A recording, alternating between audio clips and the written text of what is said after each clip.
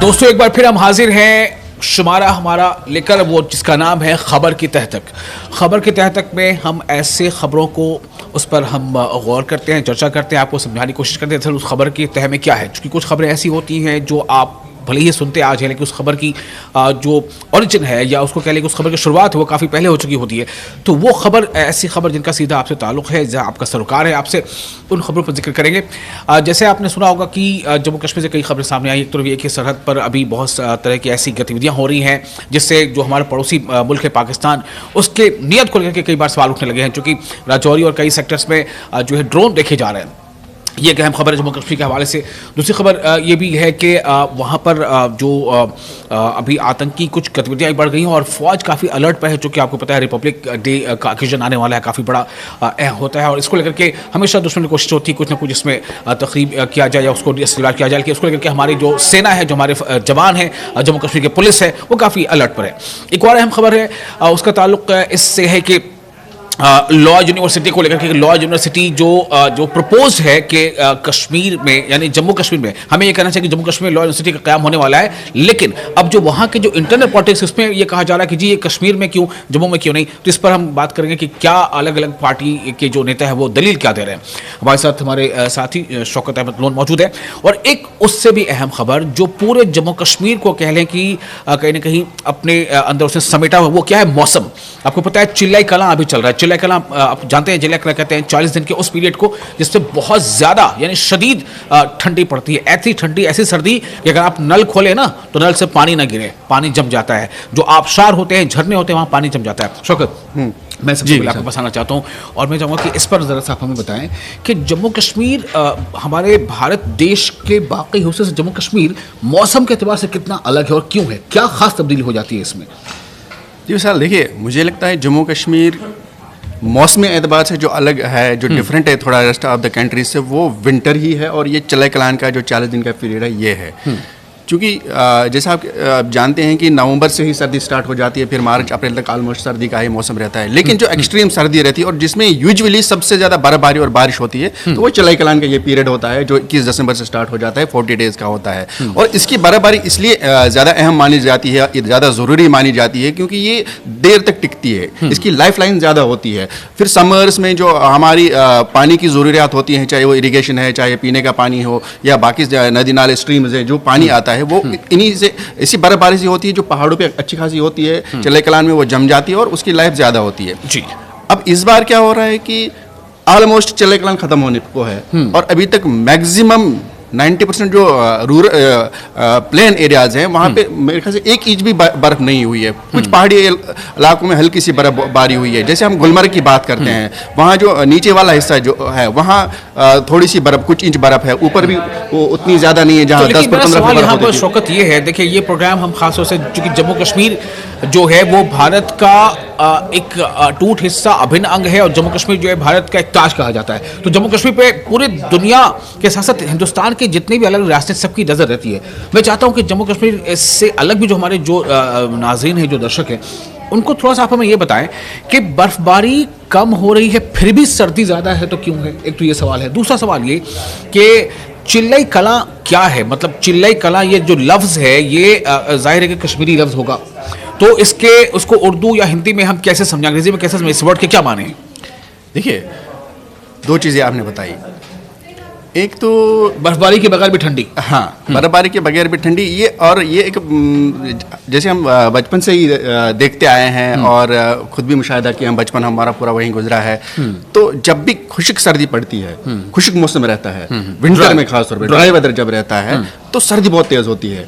और जब हल्की सी बर्फबारी होती है या बारिश हो जाती है तो टेम्परेचर में थोड़ा सा चेंज आ जाता है, मतलब दर्जे हरारत नीचे के बजाय थोड़ा ऊपर आता है। यूजुअली बेहतर ही हो जाता है। हाँ, यूजुअली बेहतर ही गर्मी की तरफ चला जाता है। हाँ, और ये जो खुश्क सर्दी होती है, जो ड्राई वेदर होता है विंटर में, इसमें बीमारियां बहुत होती हैं कि कुछ स्किन डिजीज, जिसमें कश्मीरी में पैरों में होता था बचपन में, हम देखते थे उसको शूह बोलते हैं हम। वो एक यूजुअली फुट जो होते हैं, पैर जो होते हैं उनमें होते हैं। फिर खांसी, सर्दी, जुकाम ये ज़्यादा हो जाती है। खास तौर पे जो बच्चे और बुजुर्ग अफराद हैं वो इसमें खास तौर पे मुतासिर होते हैं। और चले कलां जो चले जैसे हम 40 दिन का बोलते हैं, चले अच्छा 40 जैसा। तो ये हो गया चिले कलां। तो फिर हमने ये भी सुना कि चिले कलां होता है, फिर चिले खुर्द होता है। जी, चले खुर्द होता है, चिले मतलब 40, ये क्लियर है ना? हाँ जी, चले खुर्द और चले बच। अच्छा हाँ ओके। तो अब सवाल ये पैदा होता है शौकत की, इसी मौसम में जब जम्मू कश्मीर के अवाम, खुसूसन वादी कश्मीर के अवाम मौसम का सितम एक तरह से झेल रहे होते हैं। अगर खुश्क सर्दी है तो सर्दी बहुत ज़्यादा ठंड होती है, आपने बताया बीमारियां बहुत हो जाती हैं। बारिश का इंतज़ार करते हैं कि बारिश हो, बर्फबारी आप कह रहे हैं कि कम हुई है। लेकिन जो हमारे टूरिस्ट हैं जो मुल्क के दूसरे हिस्से से आते हैं, चाहे वो तमिलनाडु से आए हों या बंगाल से आए हों या केरल से आए हों, वो इन दिनों में क्यों इतना वहाँ पर जाना चाहते हैं, उन्हें क्यों खुशी मिलती है?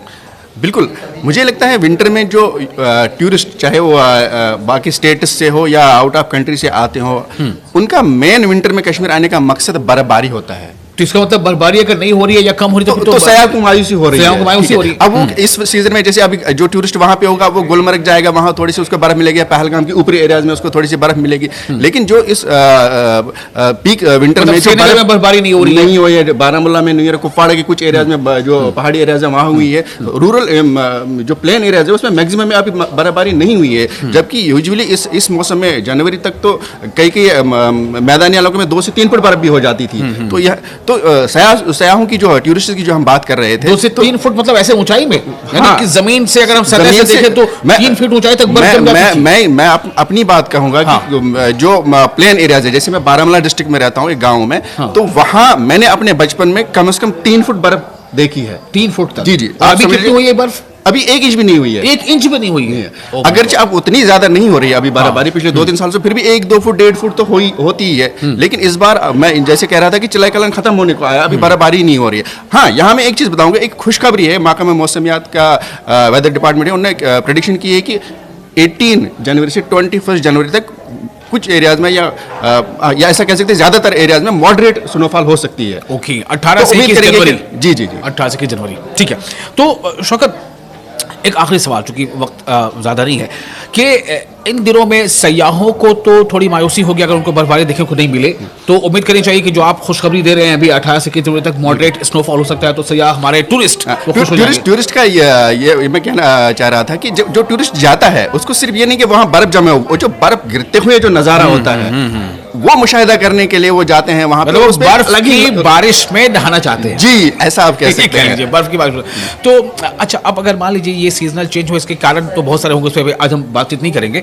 मैं सिर्फ ये बातचीत करूंगा कि अगर क्या होगा कि मतलब बर्फबारी होगी ही नहीं या फिर थोड़ा आगे बढ़ जाएगी, मतलब ऐसा क्या लगता है? नहीं, उम्मीद तो करेंगे कि बर्फबारी हो, लेकिन जैसा मैं कह रहा था कि जो चिलाई कलां की जो बर्फबारी होती है इसकी ज्यादा अहमियत होती है, इसकी ज्यादा जरूरत है, इसकी लाइफ लाइन ज्यादा होती है। लाइफ लाइन ये काफी लंबे अभी भी पिछले साल भी अगर हमने देखा था कि चिलाई कलां में कम बर्फबारी हुई थी, लेकिन मार्च में फिर थोड़ी सी फरवरी में मार्च में अच्छी खासी बर्फबारी और बारिश हुई थी, तो ओवरकम हो गए थे हम। तो उम्मीद करेंगे इस भी अभी विंटर है तो अभी चिलाई कलां के भी कुछ दिन बाकी परेशानियां आ रही हैं, कुछ मछुआरे जो फिशरमैन हैं उनको दिक्कतें आ रही हैं, सब्जी यानी तरकारी सब्जी कह लें उसको लेकर दिक्कत है, वो दिक्कत क्या है?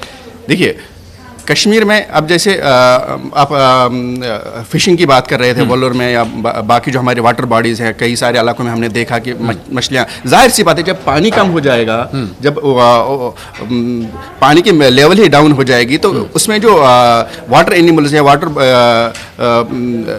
जो वाटर बॉडीज़ में जो ऐसे जितने भी जानवर हैं पानी के, मछलियाँ ही नहीं बहुत सारी और भी हैं, तो उनकी लाइफ तो मुतासिर हो जाएगी। उनकी लाइफ ही पानी है, जब पानी नहीं रहा तो उनकी लाइफ डेंजर में आ जाती है। और उसके अलावा जैसे तस्वीरें देखने को मिल रही हैं कि झीलों में जो है बर्फ जम गई है।